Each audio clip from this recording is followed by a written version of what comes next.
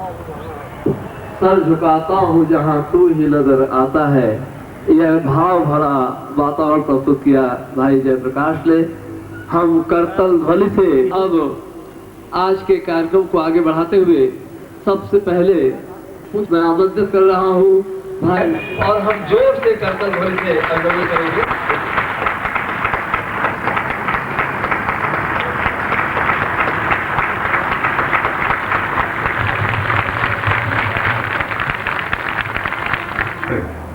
तुलसीकृत रामायण तो 300 साल पहले की है, अकबर के जमाने की है। जब अकबर राजा था तब तुलसी के पैदा हुए। संवत 1680 गंगे सावन शुक्ला सप्तमी तुलसी दंजोसरी। और अकबर काल में केवल हिंदू जब बहुत असहाय निर्धन बेसहारा हो गया, सारण पर मुगलों का राज्य हो गया, तो उन्होंने राम की कल्पना करके राम को कि हम दुष्टों का नाश करने वाले हैं, एक सहारा है, एक तुलसीकृत रामायण की रचना की। पर इतिहास काल वाल्मीकि थे जो राम के समय में थे, और सीता जब राम ने उनको वनवास किया तो वाल्मीकि का आश्रम में रही। और उसने इस श्लोक में लिखा है कि उस विश्वामित्र ने जो मैं खुद ने कहा है कि मेरे जैसे 1000 वाल्मीकि इकट्ठे होकर के भी किसी एक चीज का निर्माण किया जाए तो वो विश्वामित्र हो सकता है। अब कल्पना करें कि वाल्मीकि ने क्या कहा है, मेरे जैसे 1000 ऋषि इकट्ठे करके उन तत्वों से कोई निर्माण किया जाए तो अकेला एक विश्वामित्र होगा। ये मामूली घटना नहीं है, क्योंकि उसने पौरुषता से, ताकत के साथ में अपनी पौरुषता प्राप्त क्षमता प्राप्त की, और वह अत्यंत दीनहीन, कृषकाय, कमजोर, और एक समय ऐसा आया कि घूरे पत्ते अनाज के दाने चुन करके भोजन करने की क्षमता प्राप्त कर पा रहा था। इतनी भी उसमें क्षमता नहीं थी बालपन में। वह व्यक्ति इतना तेजस्वी बन सकता है तो प्रत्येक व्यक्ति तेजस्वी बन सकता है इन मंत्रों के माध्यम से। और राम को विजय दिला करके दम लिया कि तुम मेरे शिष्य हो, मैं तुम्हारा गुरु हूं, तो इसमें भी तुम विजय प्राप्त करोगे। अगर सीता होगी केवल तुम्हारी होगी और किसी को हो ही नहीं सकती।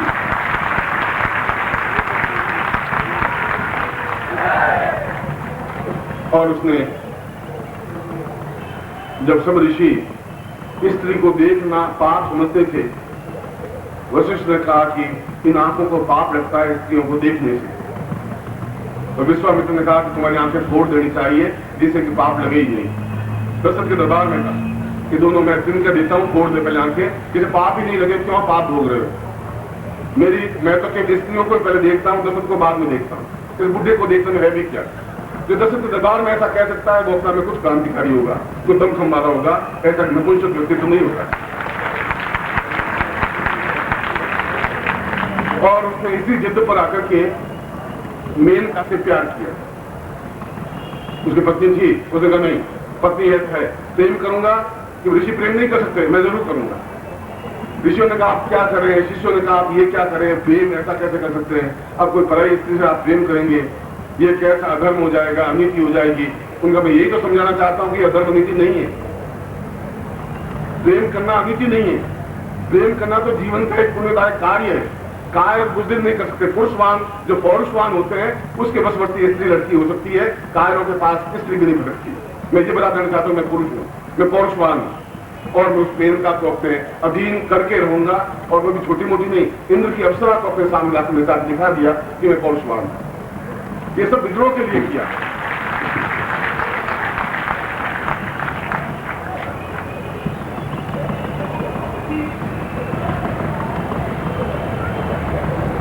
और जो जयप्रकाश ने कहा कि उसका अर्थ आंखों में उतर जाता है, तो विश्वामित्र की आंखों में उतर गया, उतर गए। जब उतर गया तो फिर उसके पीछे रहना क्या। जिसने निश्चय कर लिया कि लड़की को प्राप्त करना करे ही नहीं तो पुरुष है ही नहीं, वो बुद्धि लिखा है, ऐसा हो ही नहीं सकता, संभव भी नहीं है। क्योंकि पुरुष अपने आप में एक जिद्द होती है, एक निश्चय होता है। इसलिए उस पौरुषता का आधार क्या है। मैंने आपको कह दिया पुरुष, आप पुरुष बन गए, ऐसे नहीं बन सकते। अब आप यूं हाथ पांव मिलाओ, पुरुष हो तो आपके हाथ 3 बार किए नहीं दर्द करने लग जाएंगे, फिर दबाओगे। अब ऐसे कैसे पुरुषवान बन जाओ। घर में जाओगे, पत्नी गुड़के के क्या करके आए, गुरु जी के पास गए, बैठ जाओ, गुरु जी के खड्डे में आप बिल्कुल किनारे जाके बैठ गए, और मैं बैठा बैठा रोऊंगा सारा कैसे पुरुष बनाए तुम लोगों। कहता मेरे कहने से तुम पुरुष नहीं बन सकते। मैंने पुरुषवान बनने की आपने एक शक्ति दी है, मगर पुरुष के पीछे काल ज्ञान होता है, काल पर दमन करने की क्रिया होती है। काल समय, काल का मतलब है क्षण, काल का मतलब होता है अवसर, काल का मतलब होता है जो कुछ सोचे वह निर्णय। काल का मतलब मृत्यु नहीं होता।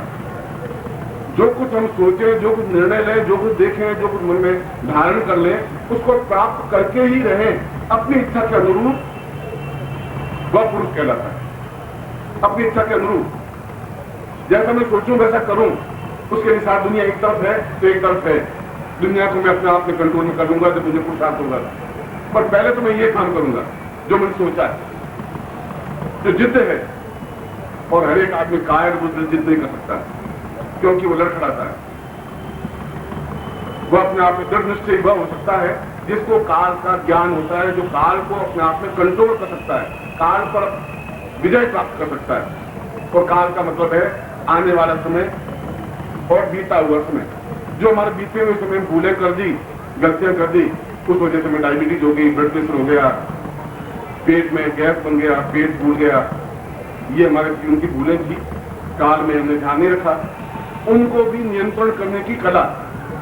और आने वाले समय मालूम पड़ जाए कि ये शत्रु बनेगा, ये समस्या आएगी, ये गड़बड़ होगी, जो कुछ मेरे जीवन में ये अशुभ होगा, उनको पहले से कंट्रोल कर लेने की क्रिया को काल कहते हैं।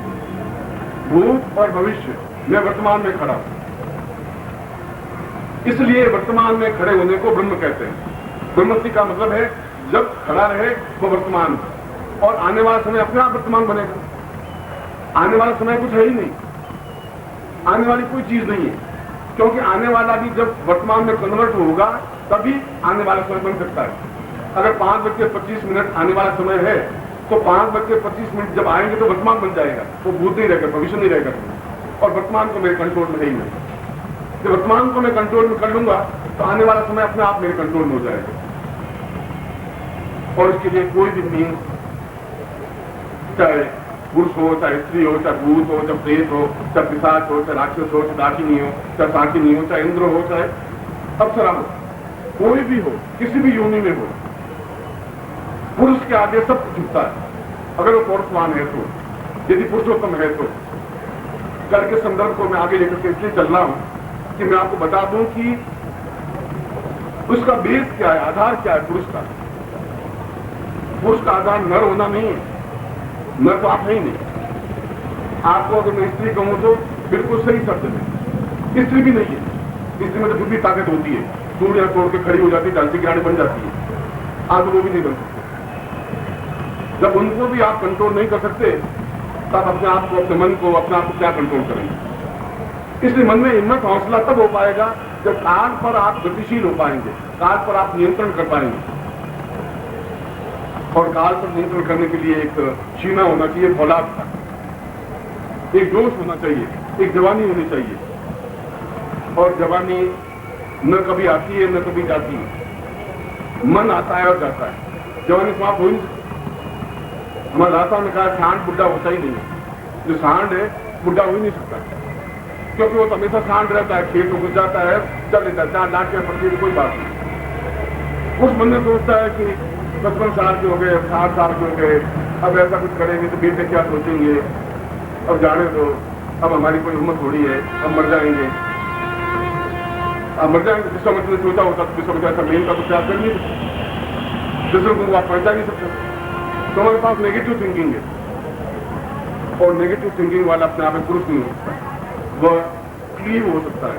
क्लीव को कहते हैं इंजड़ा, काय, बुजदिल।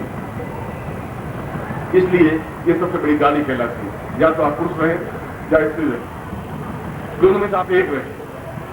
जब रामचंद्र जी वनवास में गए, वनवास में गए तो अयोध्या के सारे लोग आए, जितने थे वो सब आए उनको पहुंचाने के लिए सरयू के किनारे। अयोध्या तुम्हारे पास में जा रही है, सरयू के उस किनारे राम ने कहा तुम सब लोग जाओ, जितने नर नारी वो सब चले जाओ, मुझे दशरथ ने आज्ञा दी है, मैं 13 साल तक बाहर रहूंगा, उसके बाद वापिस नगर में आऊंगा, तब तक किसी नगर में जाऊंगा नहीं। इसलिए आपने जो प्रेम मुझे दिया है, इसलिए आप सब नर नारी वापिस अपने जाके काम करें। राम चले गए, लक्ष्मण चले गए, सीता चले गए, उसके ऊपर से नाव खींची, फिर जो पार करके पंचवटी चले गए और आगे जा करके वहां लोग इकट्ठा कर दिया, हनुमान जी को पैदा कर दिया, सब कुछ होने के बाद रावण को विजय करके वापिस आए। वापिस अयोध्या तरफ आने लगे तो सरयू के पास लौटे तो देखे कि बहुत बुढ़े जड़ लंबी लंबी दाढ़ियां, गाढ़ खिंचके हुए, कम से कम 500, 700, 1000 लोग बैठे हुए, आंखें बुझी हुई, मुरझाई हुई। राम सोचे ये यहाँ कौन हुआ, क्या बैठे, कौन हो? उन्होंने तुम कौन हो? तो उनको अयोध्या के रहने वाले, तो तुम यहाँ क्या करे कि हम 13 साल से बैठे, क्यों बैठे हो? उसने आपने कहा था नर और नारी चले जाए, हम तो न रहे, न नारी, इसे बैठे। राम को उन्होंने कहा जितनी मैंने तपस्या की मुझसे भी ज्यादा तपस्या की है, आपका है, आप मुझे जैसा नचाएंगे मैं नाचता रहूंगा, उससे मेरे हाथ में कुछ नहीं है। 2 दिन मैं आपको नचाऊंगा, 3 दिन आपकी जो बदला लेना हो आप मुझसे ले लेना, जो कुछ करना हो आप कर लेना, मैं बिल्कुल निरस्त रहूंगा। और 2 दिन में मुझे आपको उस जगह पहुंचा देना मेरा फर्ज और धर्म और कर्तव्य है, क्योंकि मैंने प्रारंभ से ही निश्चय कर लिया था कि इस बार अपने आप में अद्वितीय साधनाएं देकर के और 21 तारीख को जो कुछ मुझे कहना है मैं आपको कह दूंगा।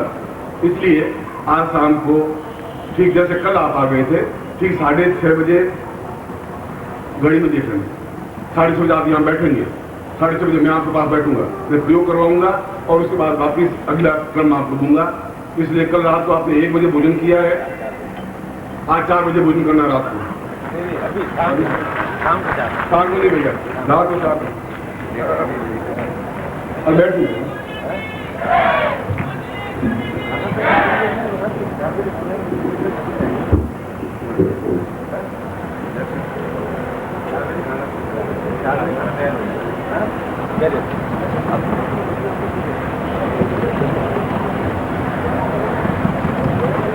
छह बजे के बाद एक बंद कर देना जो सारे वाले अंदर आने में, और तूने कहा मेरी आंखों में नक्श है, ये सब प्रेम का है मेरी, उन सब के अंश मेरी आंखों में निकालना। गुरुदेव की जोर से आप कोई भी आगे बढ़कर चरण स्पर्श करने की प्रतिस्पर्धा नहीं करेंगे आप लोग। हम जहाँ है भावों से और जोर जोर से जय घोष बोल करके ही हम अपने भाव और भगवत पूजपाद गुरुदेव जी के चरणों का वंदन जय घोष के माध्यम से करेंगे।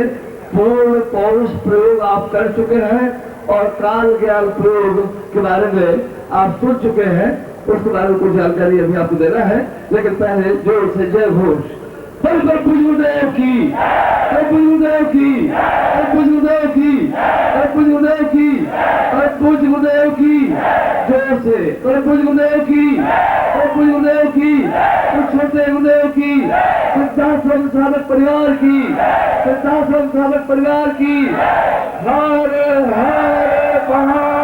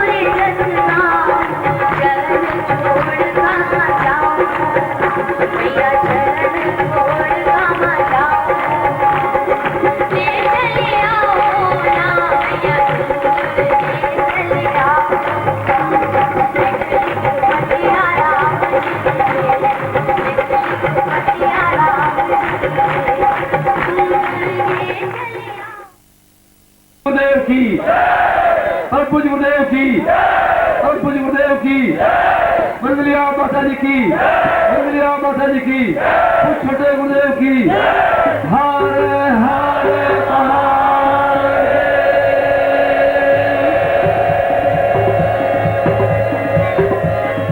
बहन संगीता। सतगुरुदेव महाराज की जय, पूजनीय माता जी की जय। आजा आके नीरज दरण बना जय,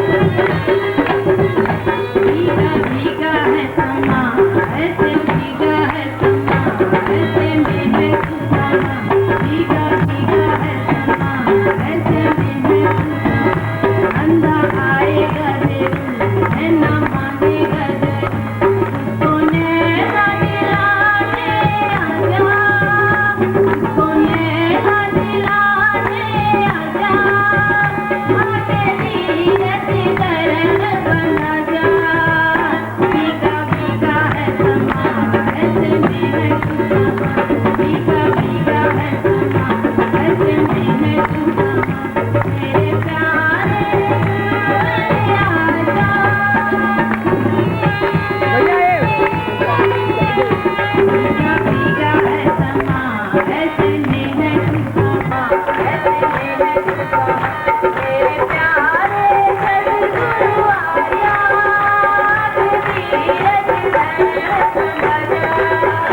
भीगा भीगा है समा, ऐसे मेरे खुदा, भीगा भीगा है समा, ऐसे मेरे खुदा, भीगा भीगा है समा, ऐसे मेरे खुदा।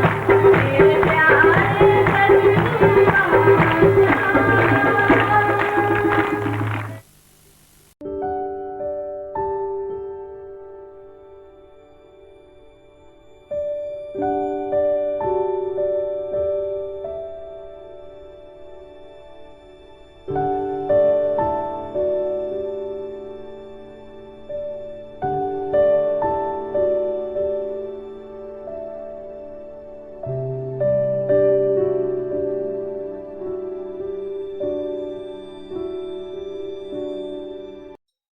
ओम परम तत्वाय नारायणाय गुरुभ्यो नमः। ओम ह्रीं मम प्राण देह रोम प्रतिरोम चैतन्य जाग्रय ह्रीं ओम नमः। ओम भूर्भुवः स्वः तत्सवितुर्वरेण्यं भर्गो देवस्य धीमहि धियो यो नः प्रचोदयात्।